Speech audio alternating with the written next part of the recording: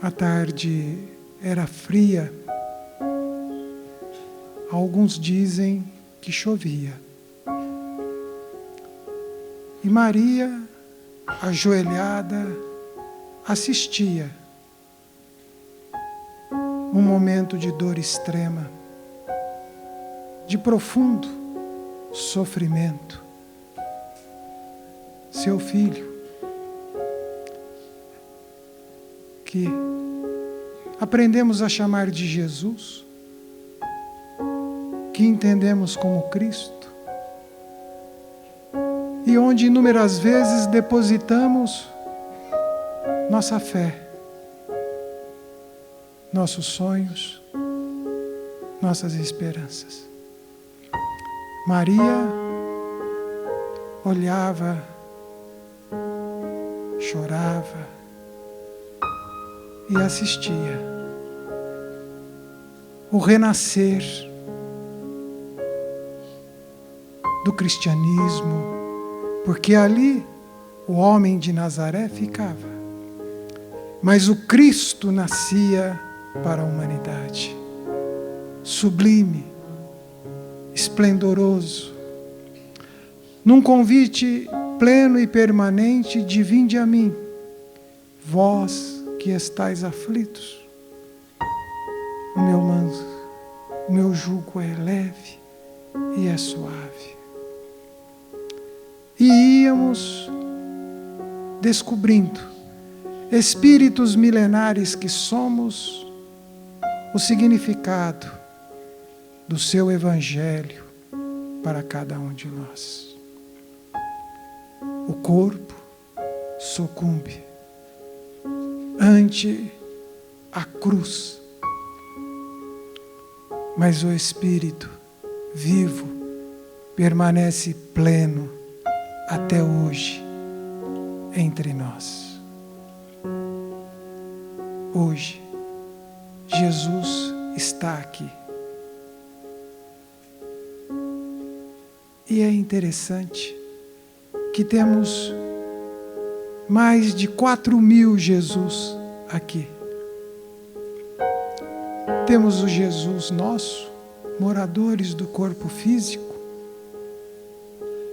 que cada um tem o seu Jesus. E temos também o Jesus dos Espíritos que se fazem presentes. E ao juntarmos todos esses Jesus em um só Jesus, como idos tempos que foram e voltaram, e muitos de nós, de joelhos e de mãos unidas, olhávamos para o céu de um teto de cimento, de madeira, como se ali fôssemos encontrar Jesus e apresentávamos nossas súplicas.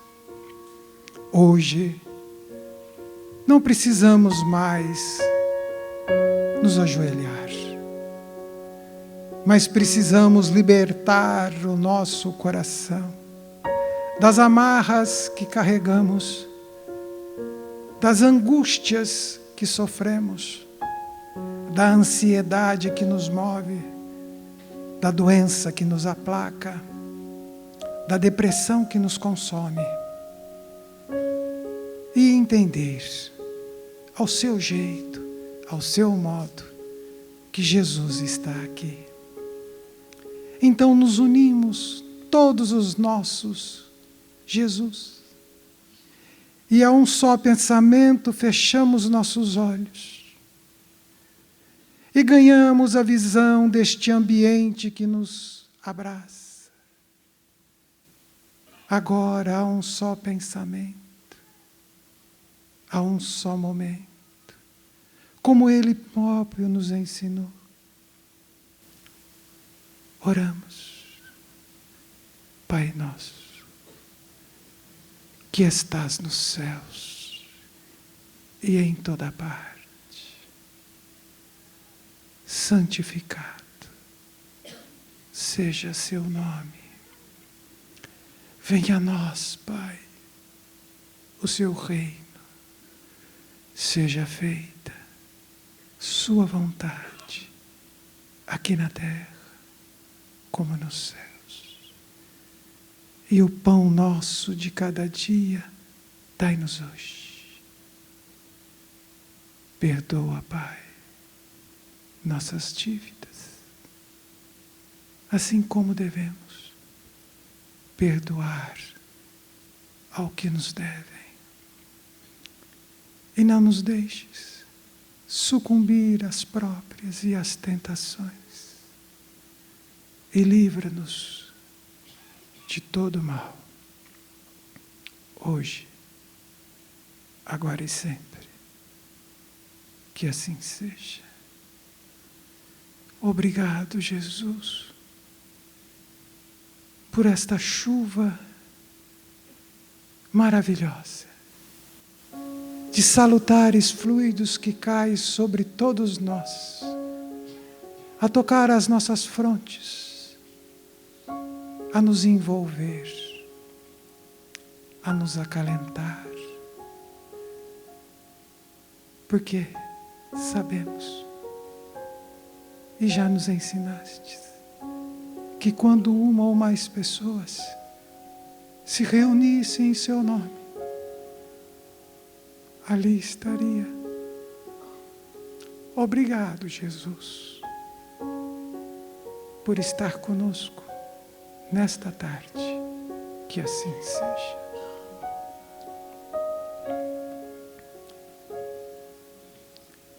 Nossa convidada para a primeira palestra vem caminhando, professora Nilza, companheira espírita, ao qual nós passaremos a palavra em seguida. Vou contar um segredo para vocês enquanto a Nilza chega. Eu não sei vocês, mas eu me emocionei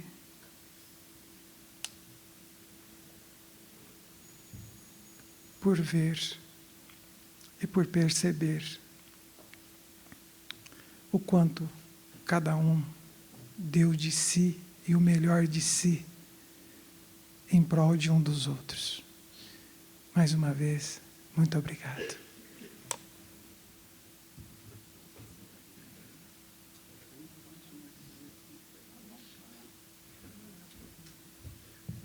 Boa tarde a todos. A perna está ruim, mas a cabeça está boa, viu, gente? Então não precisa ficar preocupado, não. Tá? Então, novamente, boa tarde a todos, que a paz de Jesus esteja em nossos corações. Eu peço desculpas às pessoas que eu vou ficar de costa, é justamente meus amigos que estão ali. Diz que anjo não tem costa, mas tem educação, né? Então, eu não consigo ficar 45 minutos em pé ainda, mas eu vou conseguir, tá? É uma alegria muito grande estar compartilhando com vocês essa tarde, né? E uma honra muito grande ter sido convidado pelo grupo do Centro Espírita Allan Kardec para estarmos juntos, né, nessa tarde maravilhosa. E nós vamos começar, não é? Então, fazendo uma parte introdutória na nossa palestra, tá? O tema, daqui a pouco eu vou apresentar para vocês, mas eu gostaria de fazer essa parte introdutória, porque eu senti que seria necessário, não é? Então, nesse preâmbulo, por que eu vou fazer esse preâmbulo? Porque a primeira coisa que nós vamos considerar, por favor, é a questão da imortalidade da alma, não é?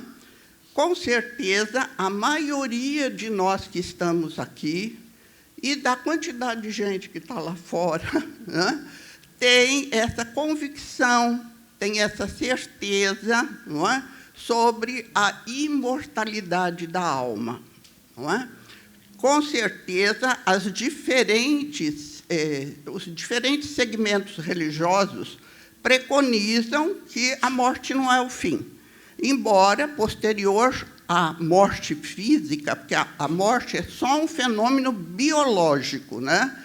É o corpo nosso quem para de funcionar, e então, nós, que somos os seres imortais, espíritos imortais, regressamos à espiritualidade, considerando, pois, que todos nós sabemos, não é, que aquelas pessoas que nós viemos buscar notícia no dia de hoje, não é, são seres claramente vivos. Então, a primeira colocação que eu vou fazer, reiterando, para servir de base ao que nós vamos discorrer sobre o tema que foi proposto para a tarde de hoje, né? A segunda coisa que eu gostaria de considerar é sobre a reencarnação. Nem todos aqueles que têm a convicção, que têm a certeza da imortalidade da alma, acreditam, não é, na reencarnação. Não é? E nós vamos começar primeiro explorando um pouquinho a questão da imortalidade da alma. Então, já nas obras da codificação espírita, ou Pentateuco kardeciano, como nós costumamos chamar, nós que somos espíritas, que são os 5 livros básicos da doutrina espírita, nós vamos encontrar que o espírito são seres inteligentes da criação, constituem o mundo dos espíritos, que pré-existe e sobrevive a tudo. Não é? Essa é a certeza que nos trouxe aqui hoje, não é? É essa certeza que nos trouxe aqui, que o nosso amado, a nossa amada, o nosso queridinho, aquela pessoa que nos deixou muito triste quando partiu para a espiritualidade, né? Está lá. Está lá, e um dia nós a encontraremos. É muito interessante essa questão, porque quando eu era criança, faz tempo, viu? Quando eu era criança, tinha uma musiquinha que cantava assim: Sabiá-la na gaiola, fez um buraquinho, voou, voou, voou, voou. E o bichinho, e a menina que gostava tanto do bichinho, chorou, chorou, chorou, chorou. Sabiá subiu no puleiro, né? Foi cantar no abacateiro. E a menina viu soluçando: vem cá, Sabiá, vem cá. Sabiá responde de lá: não chores que eu vou voltar. Essa canção retrata plenamente o desprendimento desse princípio interno que nós somos, espíritos imortais, pelo fenômeno da morte biológica. Né? Nós, os espíritas, até costumamos falar desencarnação, porque é o momento em que o nosso espírito, nós, espíritos, né? Nosso é só o corpo, nós somos o espírito, né? Se desprende do seu corpo biológico, né? E vai para uma outra dimensão, que não é essa dimensão terrena que nós estamos aqui. Né? Então, essa questão da imortalidade é um aspecto muito importante para que nós possamos entender a sugestão do tema que nós vamos discorrer na noite de hoje. Esse texto eu trouxe é um texto de Emmanuel, não é? E ele é uma mensagem de Emmanuel que se chama, psicografada pelo nosso querido Chico Xavier, né, que se chama Eles Vivem, não é? Então, ante os que partiram, precedendo-te na grande mudança, não permitas que o desespero te ensombre o coração. Eles não morreram, estão vivos. Eles sabem igualmente quanto dói a separação. Não admitas, estejam eles indiferentes ao teu caminho ou à tua dor. Pensa neles com a saudade convertida em oração. As tuas preces de amor representam acordes de esperança e devotamento, despertando-os para as visões mais altas da vida. Não é a mensagem toda. Eu trouxe apenas esse fragmento aqui para que nós pudéssemos abordar a questão da imortalidade da alma. Recentemente eu recebi essa propaganda, eu não conhecia esse livro, né? É um livro feito pela IDE, né? A editora IDE, que eles fizeram uma compilação de várias cartas que foram psicografadas por diferentes médiuns, sobretudo por Francisco Cândido Xavier, e esse livro está novinho, está recém-saído do prelo, não é? Eu não o conheço, eu apenas dei uma navegada nele, né? Mas para ver que essa questão já está claramente registrada, não é? Na literatura espírita e registrada em outras fontes de informação. Aí nós temos que falar, muitos de nós, com certeza aqui, acreditam na reencarnação, não é? E aí, então, a reencarnação não é uma invenção do Espiritismo, porque, como toda lei natural a qual estão submetidos os espíritos criados por Deus, ela foi percebida pelo homem desde suas mais antigas civilizações. No Ocidente, pode ser novidade a ideia da pluralidade das existências, mas no Oriente não. A prova disso está nos textos encontrados pelo pesquisador de história do Egito, Picone Chiodo, escrito cerca de 3.000 anos antes de Cristo, que dizia: antes de nascer, a criança viveu, e a morte não é o fim. A vida é um evento que passa como o dia solar que renasce. Não é? E hoje é muito interessante. Eu sou avó, né? Como acredito que tem muita cabeça branca aqui, também é avó, né? Então, agora eu estou assistindo a série do Avatar no Netflix. Né? Então, lá, o Avatar é as reencarnações de um mesmo espírito com diferentes personalidades. Né? Uma amiga falou para mim: você não vai falar do livro Os Mensageiros? Eu falei: não, do filme Os Mensageiros, não, eu vou falar do Avatar. Porque as crianças já começam, através da própria série de TV, a introjetar o conceito de reencarnação como uma coisa natural, não é? Então, veja como o próprio andar da carruagem leva as pessoas a despertar a consciência para esse fato de que nós não estamos aqui pela primeira vez, não é? Já estivemos aqui muitas vezes, e da minha parte eu quero dizer para vocês que eu ainda quero estar muitas outras vezes, né?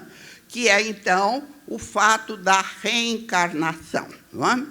Mas é muito interessante porque tem duas passagens evangélicas que estão no Evangelho de Mateus e que estão no Evangelho de Lucas também. Jesus disse: na verdade, digo que aquele que não nascer de novo não pode ver o reino de Deus. Muito bem, esse está no Evangelho de João. E há o famoso encontro de Jesus com Nicodemos. Aliás, está passando uma série no Netflix também, não é? Sobre Nicodemos, né? Quer dizer, as pessoas estão resgatando as coisas através do cinema, através das mídias sociais, né? Porque Nicodemos era um fariseu, né? Era um fariseu. A gente sabe que os doutores da lei vinham da casta dos fariseus, e ele, então, era um homem extremamente culto. E ele ouve falar de Jesus, e ele vai, então, na calada da noite, do escurinho, procurar Jesus, e Jesus lhe disse isso: aquele que não nascer de novo não pode ver o reino de Deus, né? Então, o que Jesus está dizendo para ele é da necessidade de várias reencarnações para que nós possamos chegar à condição de estar na presença de Deus.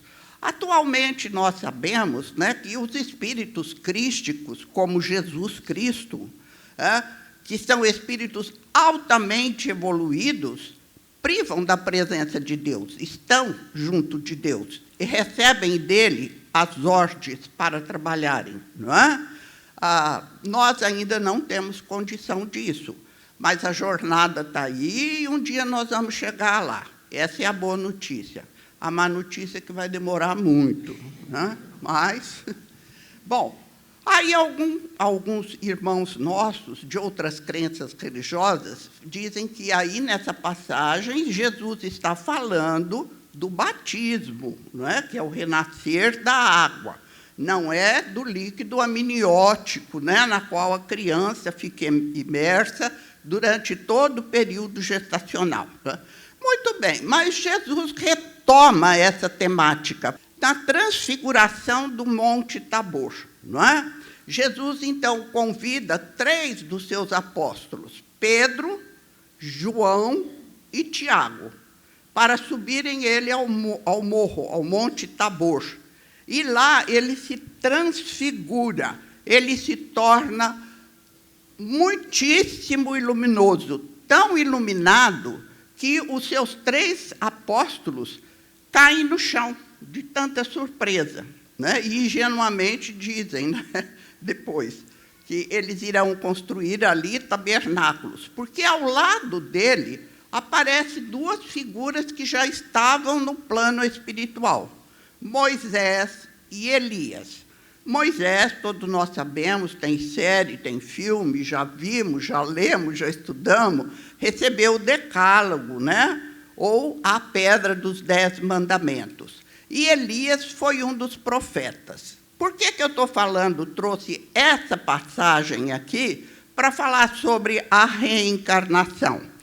Porque, como está lá, né, no capítulo 17 do Evangelho de Mateus, no versículo 10, 11 e 12, diz o seguinte: os discípulos lhe perguntaram, então por que os mestres da lei dizem que é necessário que Elias venha primeiro? Do que ele está falando? Porque o povo judeu esperava o Messias prometido, não é? E sabemos nós hoje que o Messias prometido é Jesus, não é? Então os discípulos perguntaram, mas se o Senhor é Messias, os mestres da lei, quer dizer, os doutores do Sinédrio, dizem que Elias tem que voltar primeiro. Aí Jesus respondeu, de fato, Elias vem e restaurará todas as coisas, mas eu lhes digo, Elias já veio, e eles não o reconheceram, e fizeram com ele tudo o que quiseram. Da mesma forma, o Filho do Homem será maltratado. O Filho do Homem é como algumas vezes Jesus se referia a ele mesmo. Será maltratado por eles. Então, os discípulos entenderam que era de João Batista que ele estava falando. Então, aqui fica claro, nessa passagem evangélica, que João o Batista era a reencarnação do profeta Elias. Muito bem. Aqui eu já fiz as minhas considerações preliminares, né? E aí eu vou passar para o tema que me foi sugerido para a palestra da noite. Por favor. Vossos filhos não são vossos filhos. Como é que é? Foi a primeira pergunta. Eu falei, meu amigo Edgar está me aprontando uma peça. Como é que a Carolina e o Adriano não são meus filhos? São meus filhos. Quando eu acabei de falar, falei, pô, eu estou usando o pronome possessivo, meus, que é o grande problema nosso, né? Meus filhos. Aí eu fiquei pensando, né? E me lembrei de um poema do Khalil Gibran Khalil, não é?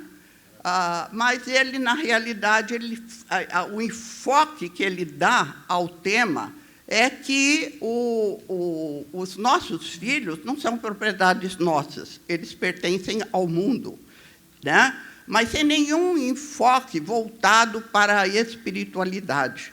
E aí eu fiquei pensando, se eles me propuseram isso, né, é porque eles esperam que eu aborde a temática na visão da espiritualidade. Então, qual foi a primeira coisa que eu olhei? Vossos filhos não são vossos filhos. 3 pontinhos. 3 pontinhos na língua portuguesa quer dizer reticências. Quando eu coloco reticências no final de uma frase, é isso. É a representação dos 3 pontos que seguem a última palavra num período. Geralmente colocada para omitir algo ou para indicar uma ideia não concluída. Expressão de dúvida, de hesitação, de omissão. Falou do assunto sem reticências. Aí eu falei, pô, tem uma reticência aí, não é? Deve ter alguma coisa para colocar mais no fim dessa frase, né, Edgar? Com certeza deve ter alguma coisa para colocar no fim dessa frase. Aí eu me lembrei que há alguns anos, você lembra disso, né, Edgar? Você lembra disso, né, Denizar? Teve um ministro nosso, ministro do governo. Ele falou, eu não sou ministro, eu estou ministro. Aí me acendeu uma luz, plof, plof. Então, qual é a frase próxima? Então, vamos ver. O que é ser? Ser é um verbo indicativo do estado permanente. Estar, apresentar certa condição física, emocional, material, etc. Não permanente. Então, a frase, como nós vamos ver daqui a pouco, poderá ser concluída da seguinte maneira, não é? Vossos filhos não são vossos filhos, vírgula, tira reticências, vírgula, não é? Eles estão nossos filhos. Não é um estado permanente, é um estado transitório, não é? Durante uma jornada reencarnatória. Não é? Então, outra coisa, se não são nossos filhos, são filhos de quem? E eu tenho certeza que hoje, não é? A maioria de nós aqui já falou isso. Pai Nosso. Então, nossos filhos são filhos de Deus, estando na condição temporária de nossos filhos. Viu, Edgar? Eu consegui chegar lá. Saiu fumacinha da cabeça, mas eu consegui chegar lá. E é muito importante essa questão de estar nossos filhos, né? Outra coisa, nós, os espíritas que estamos aqui, a maioria de nós provavelmente já fez essa outra colocação. Na prece de Cáritas, Deus nosso Pai, que sois todo poder e bondade, dai força àqueles que passam pela provação. Não é? Então, aqui nessas 2 orações, não é? Eu as repito todo dia, e acredito que muitas das pessoas aqui também as repetem muito disso. E já ensinamos para os nossos pequeninos, não é? A orar, entendendo que o Pai legítimo dele é Deus. Legítimo no sentido de eternidade, não de temporalidade. Né? Como um fenômeno temporal, transitório, não é? É claro que os pais e as mães biológicos dessa reencarnação devem ser acatados como pais e mães. E aí, para os nossos irmãos católicos que estão aqui, eu trouxe essa frase do Padre Pio, né, que já foi canonizado pelo Vaticano, e ele dizia assim, Deus é nosso Pai, o que se pode temer tendo um Pai como esse? Olha, essa mensagem é maravilhosa, gente. Essa mensagem é maravilhosa, né? Eu até li um pouco a respeito da vida dele, é maravilhosa a vida dele, né? Ele era assim, uma pessoa extremamente bondosa, extremamente solidária. Né? Então, ficou claro até aqui que a frase não está desmerecendo os pais biológicos que nós temos, muito pelo contrário, muito pelo contrário.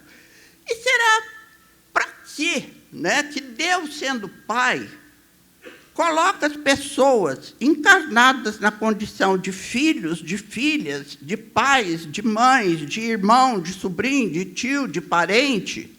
Por que será? O que Deus pretende com isso? Vossos filhos não são vossos filhos. Estão na condição de filhos.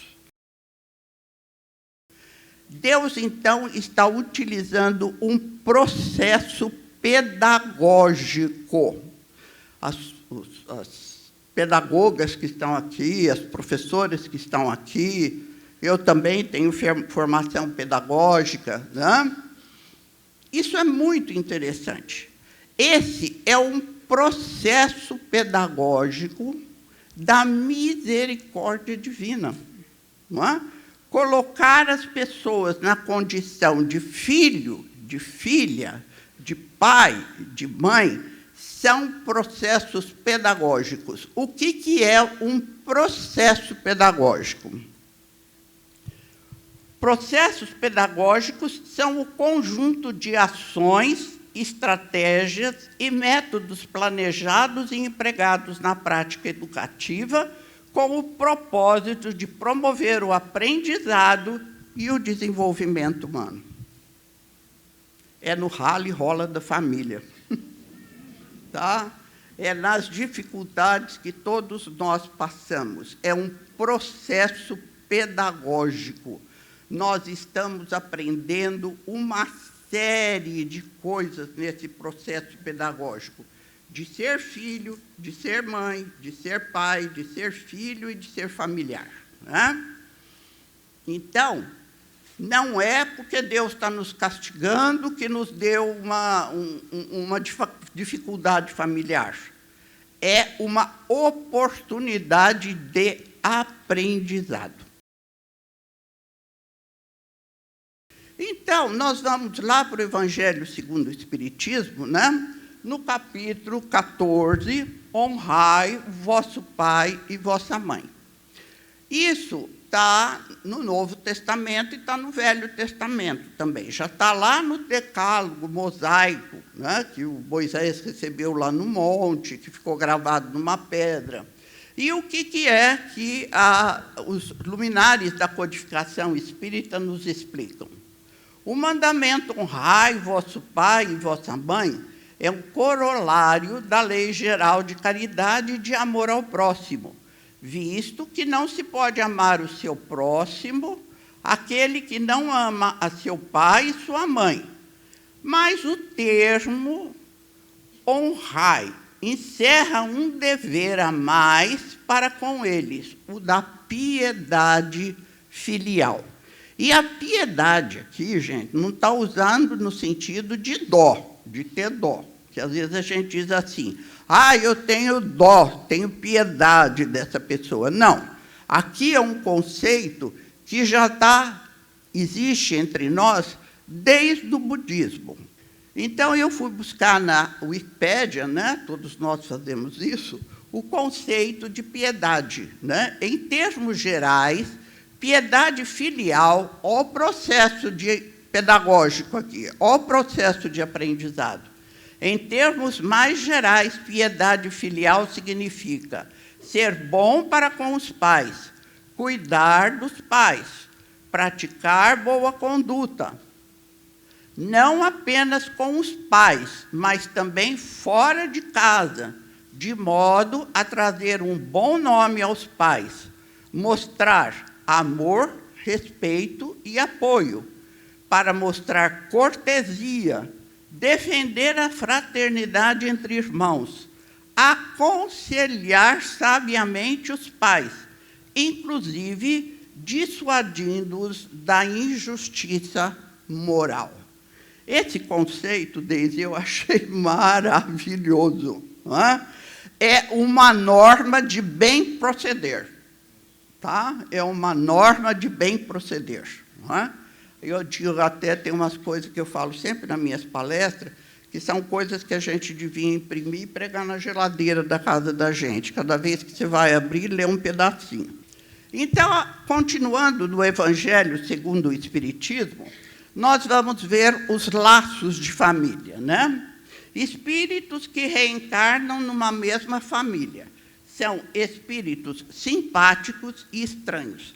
Simpático aqui não quer dizer nesse sentido que a gente fala, a pessoa é simpática. Não. Simpática aqui é ter uma identidade de comportamento, é ter uma identidade de percepção das coisas. Né? É nesse sentido que Kardec fala de espíritos simpáticos, tanto no Livro dos Espíritos como no Evangelho segundo o Espiritismo. Então, os espíritos simpáticos são aqueles de relacionamentos anteriores de afeição. São os laços espirituais. Os espíritos estranhos, o relacionamento anteriores de antipatias e ódios, são laços corporais. Quando eu era criança, e também na minha juventude, eu escutava falar assim, coitado do fulano, tem uma ovelha negra na família dele, né? Que é muito pejorativo isso, né? Muito maldoso. E eu, às vezes, quando eu fazia arte, e minha mãe, meu nome é completo, é Nilza Tereza. Minha mãe sempre falava, Nilza, Nilza, Nilza. Quando ela falava assim, Nilza Tereza, eu falava, será que eu sou ovelha negra? Porque eu sabia que eu tinha feito alguma coisa que não devia. Né? Então, para mim, Nilza Tereza, tanto que eu não assino Nilza Tereza, eu assino Nilza Pelar, que é o meu sobrenome de casada, né? Bom, por que esses espíritos vêm para nossa família? Por que esses espíritos vêm como nossos filhos? Isso é muito importante a gente entender. Né? Ou para que nós possamos resgatar alguma atitude errônea que nós tivemos em relação a eles, ou porque a misericórdia divina os confia a nós para que nós ajudemos a modificar os seus comportamentos. Não é? Então, não é castigo de Deus, nunca será castigo de Deus. Há duas espécies de família, nos relata o Evangelho segundo o Espiritismo. As famílias pelos laços espirituais e as famílias pelos laços corporais. Duráveis, as primeiras se fortalecem pela purificação e se perpetuam no mundo espiritual, através de várias migrações da alma. A segunda, frágeis como a matéria, se extinguem por tempo e muitas vezes se dissolvem moralmente já na existência atual. Foi o que Jesus quis tornar compreensível, dizendo aos seus discípulos, aqui estão minha mãe e meus irmãos, isto é, a minha família pelos laços do Espírito. Pois todo aquele que faz a vontade do meu Pai que está no céu é meu irmão, minha irmã e minha mãe. Jesus estava negando a família material dele? Não, não estava. Jesus era toda compreensão, toda misericórdia, toda bondade, e eu podia ficar aqui falando sobre todos os atributos de Jesus. Né? Na realidade, está aí. O que Jesus trouxe naquele momento em que os irmãos e Maria, mãe dele, foram lá tirá-los da situação que ele estava, era justamente lembrar que nós somos uma família universal. Tá? Todos nós somos uma família universal, tendo como pai comum todos aqueles que têm um pai em comum, Deus misericordioso, portanto, são irmãos. Ou melhor, devem ser irmãos. Não é? Martin Luther King tem uma frase muito boa. Ele diz o seguinte, aprendemos a voar como os pássaros, navegar como os peixes, mas não aprendemos a nos amar como irmãos. Não é? Então, esse é o objetivo dessa passagem. Aí, claro, eu trouxe Joana de Ângeles, né? Meus amigos aqui sabem que eu adoro Joana de Ângeles, né? Então, no livro Psicologia da Gratidão, né, o último livro da série psicológica de Joana de Ângeles, ela diz, a família é a escola de aprendizagem e redenção futura. Aí está no livro SOS Família. A outra frase, a família não é apenas um agrupamento doméstico, mas a reunião de espíritos encarnados com programação de evolução espiritual adedre estabelecido. Adedre quer dizer anteriormente estabelecido. Não é isso que se faz no processo pedagógico? Ninguém entra na sala de aula sem preparar a sua aula, né?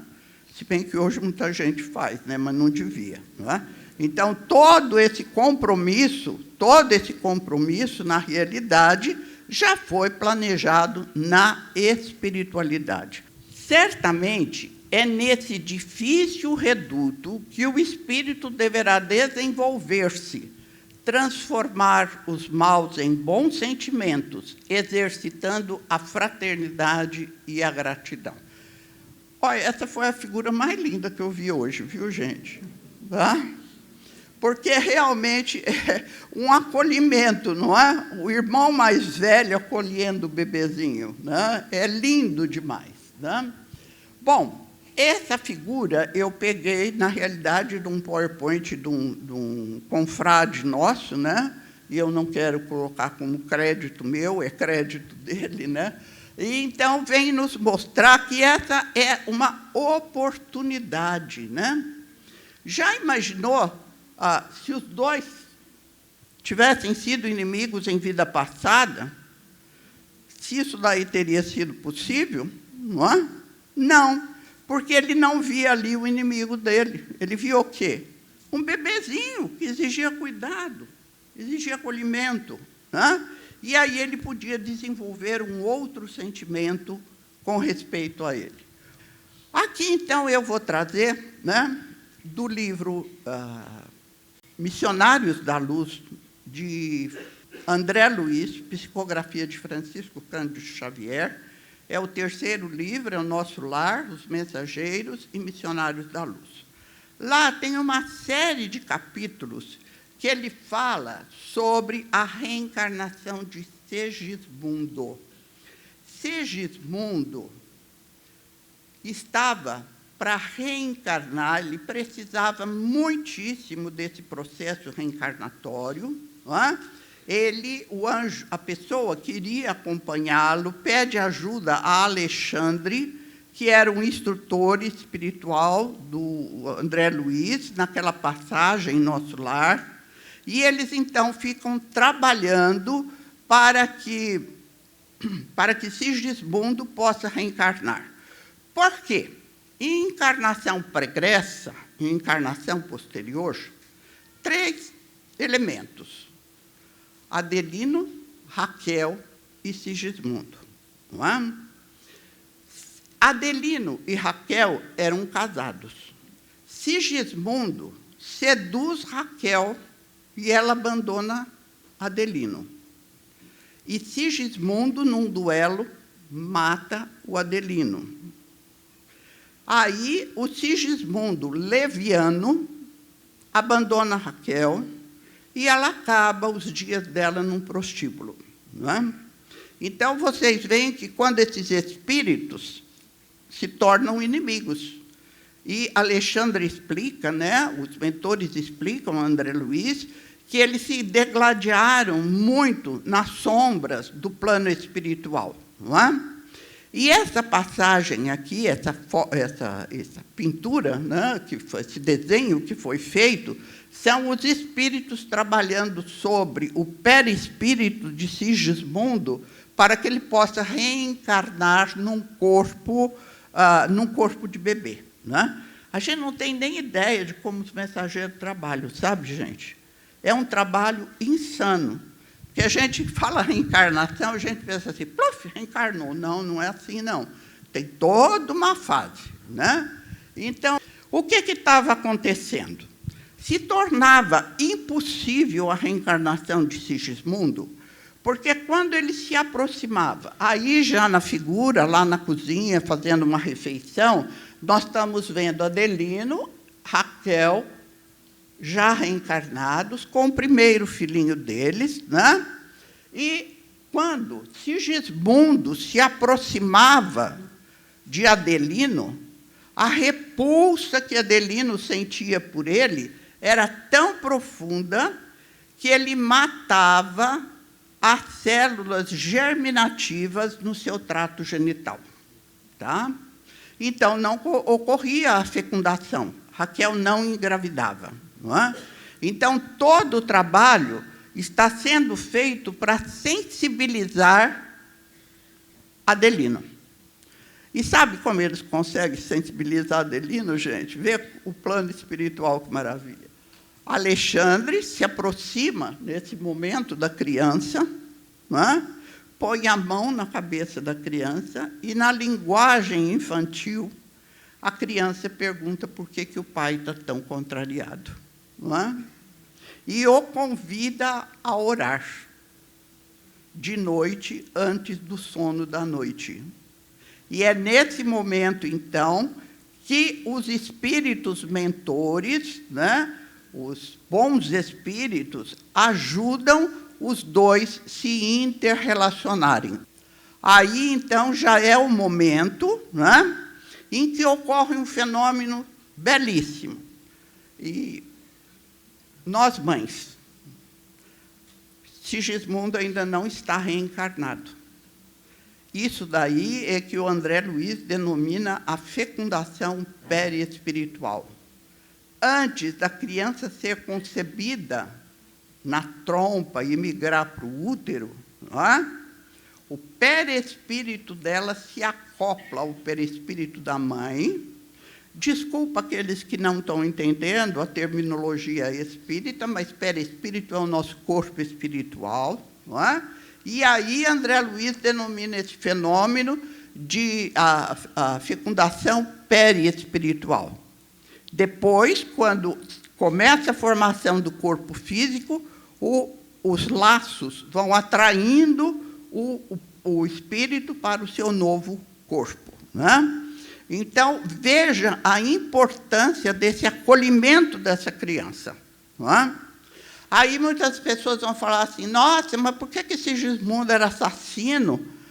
Teve tanta gente cuidando disso, né? Porque quando ele se arrependeu no plano espiritual, ele criou uma instituição no plano espiritual para acolher espíritos na mesma situação dele. Tá? Então, ele tinha mérito suficiente para isso. Então, qual o objetivo da encarnação do espírito? Deus lhe impõe a encarnação com o objetivo de fazê-los chegar à perfeição. Para alguns é uma expiação, e para outros uma missão. E aí ainda nós vamos encontrar na questão 132 do Livro dos Espíritos. A encarnação ainda tem uma outra finalidade, a de pôr o espírito em condição de cumprir sua parte na obra da criação. Então, ninguém está aqui à toa, não, viu, gente? Nós somos humildes cooperadores de Jesus e de Deus, mas todos nós temos. E aqui tem uma palavra que chama muita atenção. É a palavra missão. A doutrina espírita defende que a paternidade e a maternidade é uma missão. Então, pais e mães que estão aqui, ou que serão pais e mães, vocês e todos nós estamos recebendo uma missão. Podemos cumprir ou não, porque temos livre-arbítrio, não é? Mas esse é um aspecto muitíssimo interessante, né? Então, fica aqui esse alerta, né, da missão. Porque quando a gente fala missão, a gente pensa assim em missãozona, né? A gente logo pensa em Teresa de Calcutá, Irmã Dulce, né? Mas coitadinho de nós, né? Se nós pudermos exercer a nossa missão, né, dentro das quatro paredes do nosso lar, nós já estamos fazendo a nossa parte, não é? Então, esse é um aspecto interessante. Do Livro dos Espíritos, né, com relação à missão dos pais, nós vamos encontrar na questão 208. Pergunta Kardec aos luminares da codificação, aos espíritos que respondiam às questões de Kardec. Nenhuma influência exercem os espíritos dos pais sobre o filho depois do nascimento desse? Ao contrário, bem grande influência exercem, Conforme já dissemos, os espíritos têm que contribuir para o progresso uns dos outros. Pois bem, os espíritos do Pai têm por missão desenvolver os de seus filhos pela educação. Constitui-lhe isso uma tarefa. Tornar-se-ão culpados, termo forte, né, gente? Se vierem a falir no seu desempenho. Não é? Então, esse é o aspecto do processo pedagógico que nós estamos vivenciando na nossa experiência como pais e como mães. Bom, agora eu vou relatar 2 casos do meu conhecimento. Esse caso que eu vou relatar também é do conhecimento do Edgar, porque foi uma companheira nossa que veio da outra cidade e que nos relatou esse caso aqui. Vocês veem, porque quando a gente fala assim, então, mas a família fez tudo, mas não adiantou nada. Ele não se regenerou, ele morreu, ele não se regenerou. Então, essa companheira contou esse caso para nós. A cidade não é aqui, Ribeirão Preto. Né? Família espírita, com 4 filhos homens. 3 desses meninos, os 4, foram evangelizados, participavam do evangelho no lar, foram levados à casa espírita, foram ensinados sobre a doutrina, sobre a moral cristã, conheciam as passagens do evangelho. 3 deles deram excelentes profissionais. O 4º se tornou um drogadito, um usuário de droga. E numa das situações que ele estava, sobre o efeito da droga, vocês sabem que muitas vezes tem alucinações imensas, né? Ele estava num pontilhão e ele achou que ele podia voar. Então, ele pulou e caiu e veio a óbito, né? E foi considerado como um suicídio. Né? Na realidade, ele não tinha intenção. Ele foi vítima dessa ilusão pela droga. Né? Como a família era espírita, nós espíritas temos mania de rezar muito, né? Nós rezamos de manhã, de tarde, de noite. Né? Todo mundo rezou para ele, todo mundo pediu. E a mãe dizia uma coisa muito interessante. Nós fizemos o que nós podíamos fazer e o que nós sabíamos fazer. A minha consciência está tranquila. Tá? Muito bem, passou um tempo, estavam todos os 3 irmãos, o pai e a mãe, numa sessão espírita, e ele se comunica através do médium. Não foi uma carta consoladora, né? Foi uma psicofonia, não foi uma psicografia.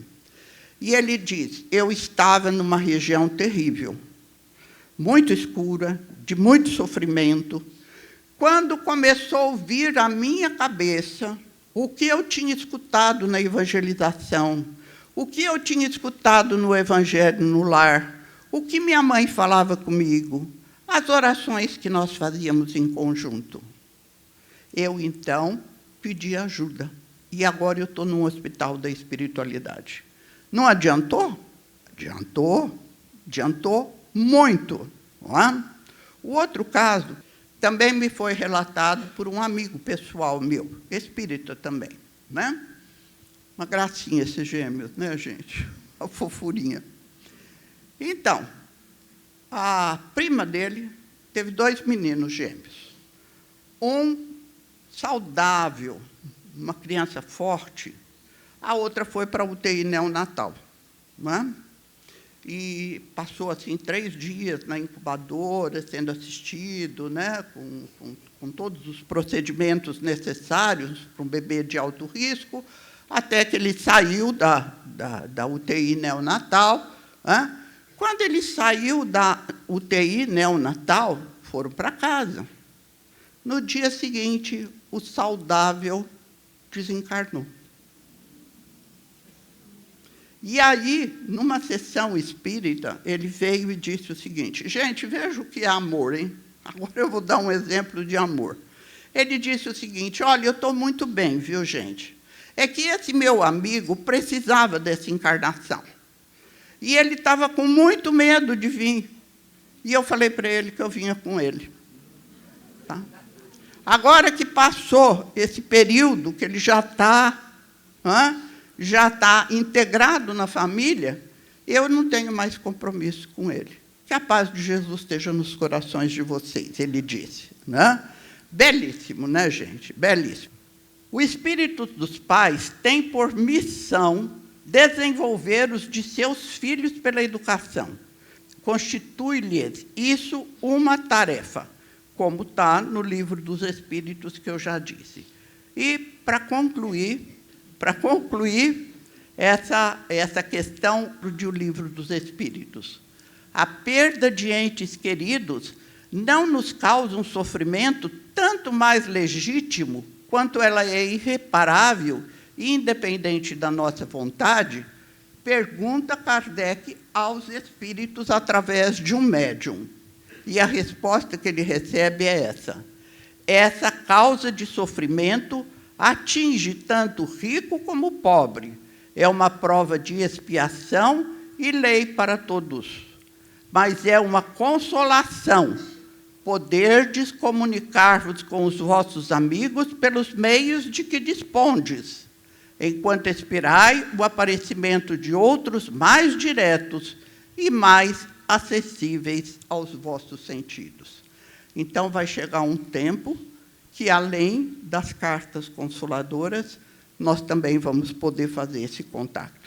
Muito obrigado pela atenção, pela paciência de vocês, e que a paz de Jesus esteja em nossos corações.